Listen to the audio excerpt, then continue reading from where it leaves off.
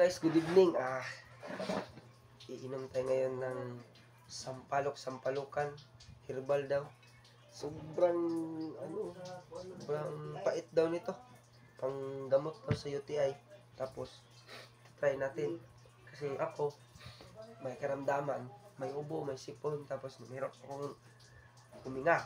Kaya ngayon, lalagyan natin ng Manuka Doctor galing ng Australia. Isang honey na grabing New Zealand pala, galing New Zealand. Isang pinakamasarap na honey. Lalagyan natin konti, then inumin natin ito lahat. Tingnan natin kung kakayanin. Sige guys, so konti lang. Inumin natin tapos tingnan natin kung ano ang kalabasan sa ating busin. Alright, so 3, 2, 1, sige na.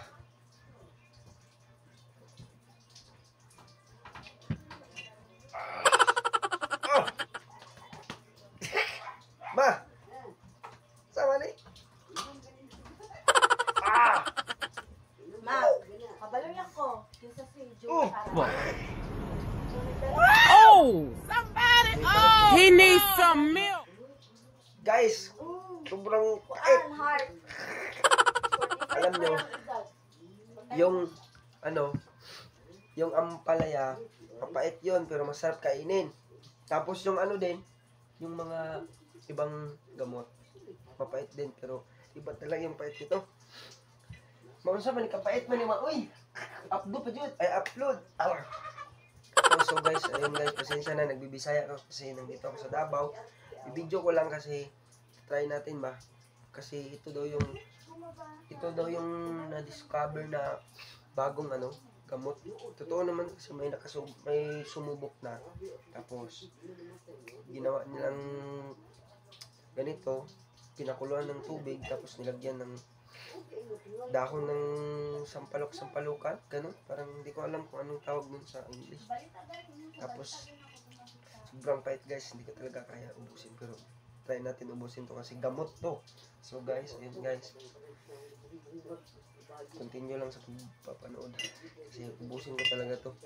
Kailangan ko pa ng dagdagan ng honey kasi hindi ko talaga kaya yung pait. Grabe guys, parang hindi infecto yung honey guys. Ayan, round 2. Sobrang pait, mapait pa sa relasyon ng walang kasama. Ayun, hurot yung mga mama.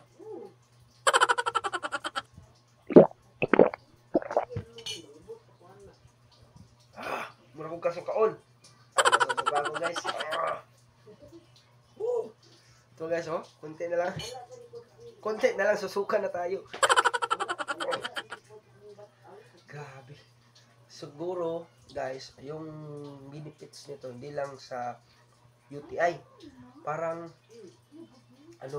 parang baka hindi natin alam kasi hindi pa talaga ito fully research ng doktor or ng mga yung mga sa herbal na expert. Kasi ito nagsusubukan ng iba. Sabi nila kagamot daw ng UTI, pero baka may iba pa itong benefits o mga makakagamot ng sakit sa katawan. Makikita natin yung result after nito. Siguro magbablog ako next time. Ipakita ko sa inyo kung ano yung mga results na nangyari sa aking katawan katapos kong iinom ito. Kasi guys, bukas na naman kung loobin, inom na naman ako. Mas maganda siguro yung mainit pa. Kasi ang pait-pait, wala pang hindi ko naubos pait ma.